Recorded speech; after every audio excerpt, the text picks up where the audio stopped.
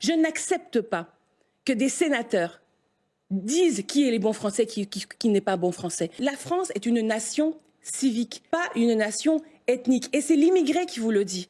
Moi, je suis arrivée en France à l'âge de 14 ans. Je suis devenue française à l'âge de 25 ans. À 48 ans, je deviens députée. Nous sommes égaux. Et dire le contraire, c'est semer la graine de la guerre civile, ce qui est profondément dangereux, profondément inacceptable. C'est pour vous une des représentations du racisme systémique de la société française dont vous parliez? C'est une expression raciste, ça c'est évident. Quand M. Retailleau parle d'origine ethnique, c'est fou comme expression, parce que ça met une question d'hiérarchie, etc. Bruno Retailleau fait partie d'une tradition politique française qui n'est pas récente, qui date de 230 ans. Eux n'ont jamais accepté qu'à la Révolution française, on fasse de la France une nation civique, c'est-à-dire où précisément l'ethnie, la religion, etc., était indifférente. C'est ça, c'est en cela que la République est grande. Mais il y a toujours eu des gens qui n'étaient pas d'accord avec la France républicaine. Et bien ceux-là, il faut les mettre en minorité. Et il faut que nous, la majorité des Français qui sommes pour la République, pour la paix et pour justement qu'il n'y ait pas de discrimination, qu'il n'y ait pas de racisme, c'est nous qui devons vaincre. Mais ce combat est devant nous.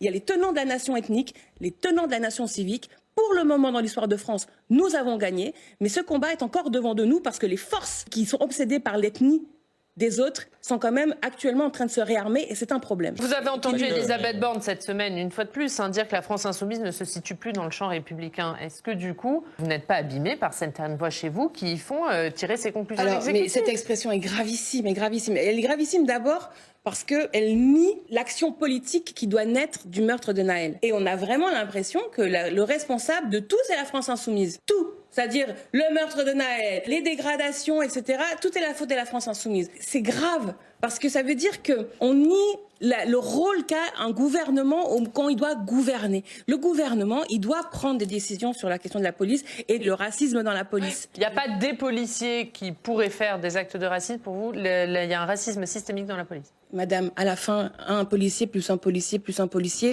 ça fait quand même beaucoup de policiers. De toute façon, il y a une hiérarchie, il y a une chaîne de commandement et ça n'est pas possible d'accepter cette forme de délinquance parce que, encore une fois, le racisme est une délinquance.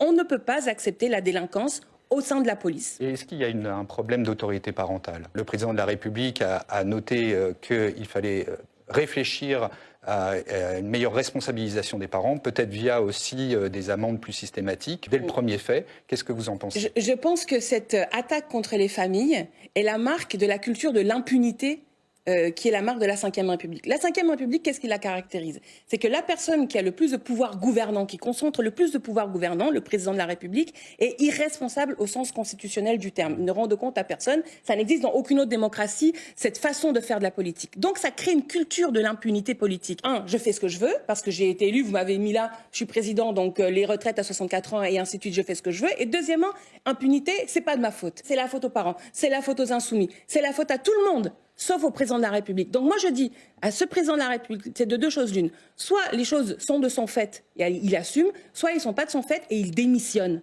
Parce que ça veut dire qu'il n'est pas en train de faire son travail dans ce cas-là. Et en bout de course, il faut qu'on se pose la question de savoir si dans ce pays, oui ou non, on a encore besoin d'un président de la République. Est-ce que cette fonction-là, cette fonction institutionnelle ne nuit pas à la capacité des Français de s'autodéterminer?